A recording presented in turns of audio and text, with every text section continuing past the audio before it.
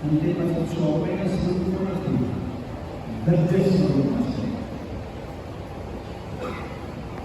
ચોપાઈનો એટલે આપણે આગળ વર્ક કરી શકીએ, પરંતુ શુદ્ધ લખાણ છે આરતી કરવાનું.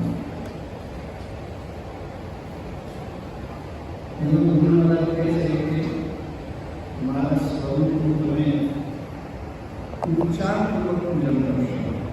નીર અને ઉપચારમાં વગેરે ત્રણ ઉપચાર વગેરે કરી દીધા. શ્રીરામ, મંત્ર, સુગંધ, નૈવેદ્ય આદિ વગેરે ઉપચાર અને પૂજન કરતા રહેશે. તો મહારાજે તમારું જન્માંતર ક્યારે પણ દેવો લેતા.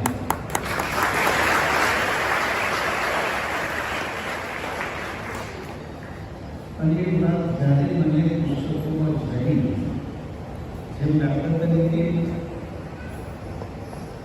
અશોકભાઈ ગ્રંથમાં લખ્યું, ઉપાસકનું અંશ કે કાર્ય કર્મ ન હોય તો તે કરી ઉપાસના કરવું છે.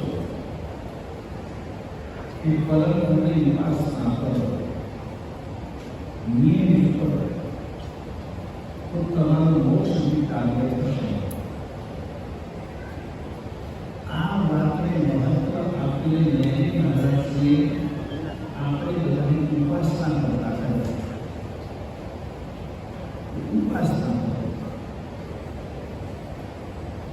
ઉપાસના બહુધા લક્ષણા આવે, આરતી આવે, અષ્ટક આવે, સ્તુતિ આવે, મહિમા આવે.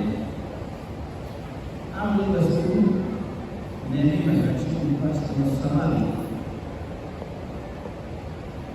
નાનલાજી ભગવાન છે ને ચાલુ સમય સર્જન પ્રમાણ ભૂમિ કરો છો એટલે કદમ એ પૂરી વ્યક્ત કરવામાં આવે. એક કદમે પૂરી એવું કરવામાં આવે. એ પ્રકરણમાં નૈતિક મહારાજશ્રી એવું બોલવાનું એ વખતે પણ કેટલાક દુઃખાનંદ હતા કે જેને કંઈક આત્માનું કાઢી કહેવાય. આ ઘણી કરવાની હશે. એવા લોકોએ પોતાના હાથે જ્યાં મંદિરની પ્રતિષ્ઠા કરી ત્યાં પ્રકરણ મૂકી જ નહીં કે જેથી લોકો આવે. અને પાછળથી પેલા બધાને ખુરશી મૂકીને પણ પ્રદક્ષિણા કરી. એવી રીતે મને જ્યારે ગ્રંથનો અભ્યાસ કરતા કરતા એવું મળ્યું કે પરમ ગુરુ ઉપચારપૂર્વક પૂજન કરવું જોઈએ. એ આજ્ઞા પરમને સ્વયં કરે છે. મારા સ્વરૂપથી ઉપચારપૂર્વક પૂજન કરતા રહે છે.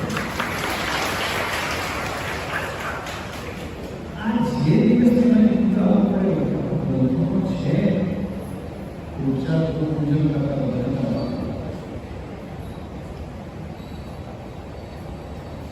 ત્યારથી આપણે પરમનું મહાદર્શન કર્યું. આજે દેશ વિદેશમાં પણ ઘણા એવા પરિવારો છે કે રોજ કદાચ 16 પૂજન ના કરી શકતા હોય તો રોજ તો કોઈ 16 પૂજન કરે, પણ પૂર્ણિમા હોય, સુરભી હોય, એ દિવસે પરમના સ્વરૂપથી 16 પૂજન કરે.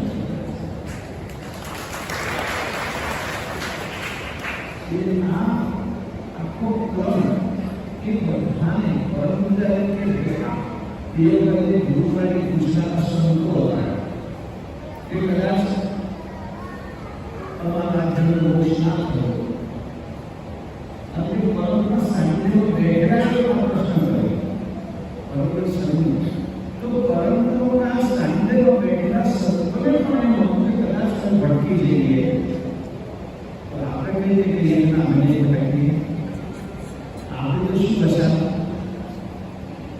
આપણે પણ આપણને ગમતી કરતા કરવા છતાં તરત ભટકી જઈએ. જે પરમના સાનિધ્યમાં બેઠેલા લોકો આવું ચાલતા તો આપણે પણ આપણા ઉપર વિશ્વાસ ના મૂકવા જતો પહોંચી જ જવાનો મને એમ લાગે વધારે પડતું હશે. તો એ ઉપાય બતાવે છે પરમ ગુરુએ કે મારા સ્વરૂપનું વિચારપૂર્વક પૂજન કરતા અને વિજય શાસ્ત્રી આપણે વિચારપૂર્વક પૂજન કર્યું આમ સોચોપચારપૂર્વક કરી રહ્યા આપણે પરમ પાત્રના પૂજન કરાય તો પંચોપચારપૂર્વક પૂજન કરાય વિચારપૂર્વક પૂજન તો એ પૂજન કરવાની આપણે ટેવ પડે અભ્યાસ પડે બહુ જરૂરી છે હું તો બધાને કહું છું બધા તમે ગુરુ પૂર્ણિમાએ એમ સોશિયલ પૂજન કરવા આવો કે ના આવો પણ તમે તમારા ઘરે પણ કમસે કમ મહિનામાં એક વખત પાર્વતીનું સોશિયલ પૂજન કરજો જ અને સોશિયલ પૂજનમાં શું શું આવે એની આપણે રૂપરેખ પણ વાત કરી છે આ પ્રમાણે તમે પૂજન કરવા અને અહીંયા ગુરુ પૂર્ણિમા છે એનું મહત્વ છે હું બેઠક કહેતો છું દેશ કાળનું મહત્વ છે અહીંયા દેશ કાળ બંને વિદ્યમાન છે દેશ એટલે સ્થાન ગુરુકાળ જેવું પવિત્ર સ્થાન આપણા માટે કંઈ શું હોઈ શકે અને કાળ એટલે સમય ગુરુ પૂર્ણિમાનો બીજો મોટો સમય આપણા માટે કયો હોઈ શકે શું દેશ અને કાળ આ બંને આપણને રમાડે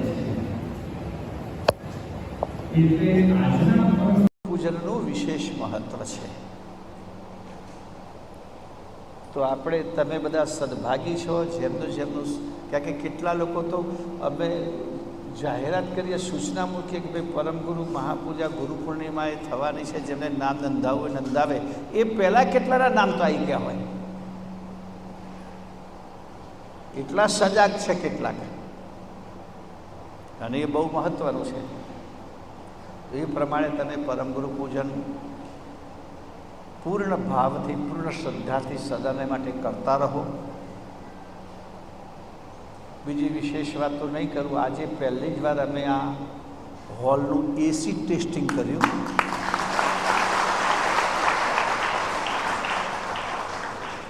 હજુ તો બીજા 4 એસી લાગવાના બાકી છે. તો પણ આમાં કંઈક કારણ કે સવારે તો અહીં જે બધા બેઠા હતા ને અહીંયા ગુરુપૂજન પછીને લોથપોથ હતા પણ તમે બેઠા તો ઠંડક આવી ગઈ. આ તમારી જાણકારી માટે કહું છું. આ એક ખાનામાં જે ટીવી એસી છે 1 2 3 4 5 એવા 5 પેલી બાજુ એ બધા ટીવી 8 એ બધા એસી 8 ટનના છે. 8 ટન અને સામે બીજા 2 11 ટનના હજુ બીજા લાગશે. 2 આપણે ઇન્ડિવિજ્યુઅલ લગાવ્યા છે. 2 11 ટનના લાગશે. એ તો હજુ લાગ્યા નથી છતાંય આપણને કમ્ફર્ટ લાગે છે. અને અહીંયા હું જે બેઠો છે ત્યાં 2 ટીવી આવશે ટાવર ટીવી એ 3.5 ટનના સ્ટેજ માટે. એ બધા જ્યારે ચાલુ થઈ જશે ત્યારે તો મને લાગે આપણને એકદમ સરસ આપણી ગ્રંથ શિબિરો એકદમ સરસ થશે. સામે જે બધા ચેરમાં બેસે એ બધા મેં સ્પ્લિટ યુનિટ લગાવ્યા છે 5 1.5 ટનના સામે 5 એટલે ટોટલી લગભગ 110 ટન આ હોલ માટે આ એસીનું થાય છે. અને પાછું ઘડીમાં લાઇટ જાય આવે એટલે અમે એસી માટે સ્પેશિયલ અહીંયા જનરેટર મૂક્યું છે 140 કિલોવોટનું. અવિનાશી સદનની આગળ જ છે. એટલે આ બધું બીજું બધું ફિટિંગ હજુ તો બાકી છે. પેનલિંગ કરવાનું બાકી છે. બધું થતાં પોણું ખોખું થશે જાણે બહુ વધારે નહીં થાય. તો આજે એનો પણ તમને બધાને લાભ મળ્યો. આ એક સરસ ટેસ્ટિંગ થઈ ગયું. આટલા બધા તમે બધા બેઠા સરસ 250 પરિવાર બેઠા છે. 500 લોકો તો ફિટ થઈ ગયા છે. આપણે સમજો 250 તો ગઈકાલ સુધી થોડાક વધ્યા એટલે. અને પાછું ખાસી વાર સુધી આપણે બેસે કે મુખ્ય વસ્તુ એ છે કે આમાં જે પહેલાં 2 ટીવી 11 ટનના જે છે એ ટાઈપના છે કે આમાં આટલા બધા લોકો બેસે તો ઠંડુ ભલે થાય પણ એર સફોકેશન પણ થાય. કારણ કે આ તો એસી શું કરે, આની આ ઠંડી, આની આ જ હવા પાછી લઈને પાછી ઠંડી કરીને અંદર રોટેટ કરે. પણ આ હવામાં તો આપણે બધા ઓક્સિજન લઈ લઈએ, એનું શું? એટલે નવો ઓક્સિજન આમાં એડ ના થાય એ બહુ ઓછી જગ્યાએ સગવડ હોય છે. તમારા ઘરમાં બેડરૂમમાં એસી હોય તો એસી નવો ઓક્સિજન પ્રોવાઈડ ના કરે તમને, તમારી હવા રોટેટ કરે. એટલે આપણે જેટલો શ્વાસોશ્વાસ લઈએ એટલો ઓક્સિજન એમાં ઓછો થતો જાય. અહીંયા જે આપણે ઉપર 11 ટનના મૂકીએ છીએ એ 11 ટન એટલા માટે કે એ ઓપન એર લઈને અહીં લાવે, રિપીટ ના કરે. એટલે નવો ને નવો ઓક્સિજન આમાં એડ થતો રહે. આ બધા એસી રિપીટ કરે, એક બાજુ લે બીજી બાજુ નાખે ઠંડી કરીને. જ્યારે પેલા અહીંથી નહીં લેવાના, ખુલ્લામાંથી લઈને અંદર આપણને એર આપવાના. એટલે એ પ્રકારની આખી આ વ્યવસ્થા, એનું આજે સરસ ઉદ્ઘાટન આકસ્મિક થયું. પાછું આ પૂર્ણ નિર્ધારિત નહોતું, અમે કોઈ પ્લાનેટ નહોતો કર્યો, પણ વચ્ચે લાઇટ ગઈ, એમાં થયું કે આ લાઇટ જશે શું થાય. એટલે મેં ફોન કર્યો અમારા નીચે હિતેશભાઈને કે આ એસીવાળો તો કે આમ તો ચાલુ થઈ ગયું છે, જો કહેવું હતું ટેસ્ટિંગ થઈ જાય, મેં કરાવી જ દો. અને તાત્કાલિક ટેસ્ટિંગ થઈ ગયું. એટલે તમારા બધાના પુણ્ય પ્રતાપે અમને પણ બેસવા મળ્યું, સમજા ને? એટલે આવો સરસ લાભ મળ્યો. બીજું, દર ગુરુ પૂર્ણિમા પર અમારા જિગ્નેશભાઈ દાહોલથી નોર્થ કેરેલામાં છે, એમની સેવા દર વખતે આપણે ગુરુ પૂર્ણિમાની મળે છે. આ વખતે પણ એમની સેવા પ્રાપ્ત થઈ છે. આ ઉપર બેઠેલો પરિવાર એમનો જ પરિવાર છે. નૈનેશભાઈ એમના નાના ભાઈ છે. નાના ભાઈ? હા, એ આખો પરિવાર અહીંયા યજમાન તરીકે પરમ ગુરુની પૂજામાં બેઠા છે. તો એમને પણ અહીંથી આપણે સંદેશો આપીએ કે કરતાં એમને ગુડ મોર્નિંગ કહેવા પડે. ઉઠ્યા હશે 3 વાગે સ્ટોર ઉપર આવવું પડે, ઉઠવું તો પડે.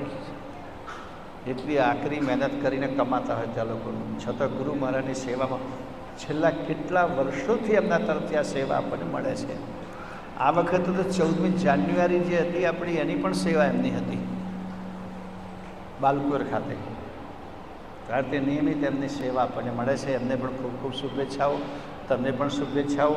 અને હવે તમને બેસાડી નહીં મૂકું, ફટાફટ વારાફરતી ઊભા થઈને અને તમારું શ્રીફળ પહેલાં તો તમે પૂજામાં જે તમને આપી છે પરમ ગુરુની છબીએ લઈ લેજો, પ્રસાદ પણ લઈ લેજો, પાણીની બોટલ પણ લઈ જજો. અહીંને મૂકી જશો નહીં, કારણ કે નીચે તમારે જમવાનું છે. એટલે 2 બાજુ 2 દાદર છે. પાદુકા એકદમ અહીં નીચે લાવી દઉં છું હું. એટલે આપણને બધાને અહીંથી જ પૂજન દર્શનનો લાભ મળશે. તો આમ લાઈનસર ઊભા થજો, પણ હો જરા એકદમ ટોળું ના થઈ જશો. સ્વયંસેવક જરા એક લાઈન આગળ ઊભા રહેજો. એટલે અને જેમ જેમ ઊભા થાય તેમ તેમ પછી પાટલા પછી લઈ લઈશું આપણે, કોઈ ચિંતા નહીં.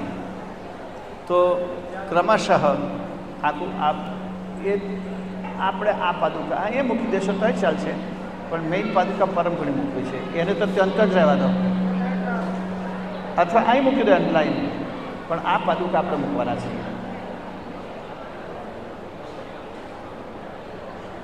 તો ક્રમશઃ તમારી બાજુથી ઊભા થઈ લાઈન સર જ આવજો. કોઈ ટોળું ના કરી દેશો તમે.